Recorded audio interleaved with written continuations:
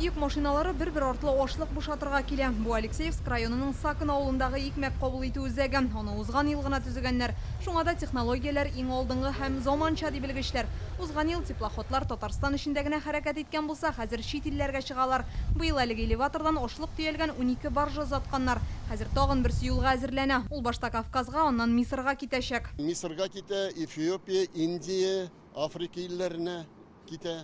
Алар барса да инде безнең лаборатория аркылы сыйфатын һәм куркынычсызлык иминлек таләпләренә китерелеп сертификат һәм декларация белән шушы баржаларга бирәбез. Баржа 5000 тонна ашлык сыйдырышлы бу юлы 4нче класслы будай җибәрәләр. Бу 2023 елгы уңыш дип белгечләр.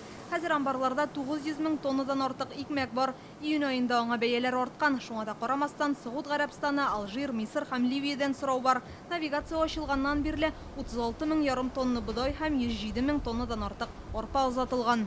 Әмнә бу ашлык саклау каланчалары, аларның һәрберсенә 3000 тонна икмәк сыя. Монда билгеле бер температура һәм махсус шортлар булдырылган. Җитештерүчәнлекне арттыру өчен быел тагын 2 шундый җайланма урнаштырырга планлаштыралар. 500 тонна икмәк баржага китте. Шундан инде 1 сәгать ярым алып тордык. 25 килограмм җыйдык. Ашлыкның сыйфаты төягәнче дә тутыргач та тикшерелә. Ул чит илләр стандартларына туры килергә тиеш. Пестицидларның күләме артып китмәсен өчен һәм авыр металларның күләме артып китмәсен өчен лаборатория анализлары үткәрәбез. Пестицидларның содержаниесе буенча артып китә икән, ул партия төялми туктатыла.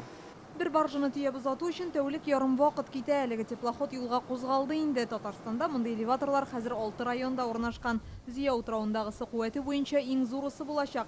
Аны июль аенда кулланылышка тапшыралар. Инзилә Хөсәенова, Рамзил Гарипов, Яңа гасыр каналы.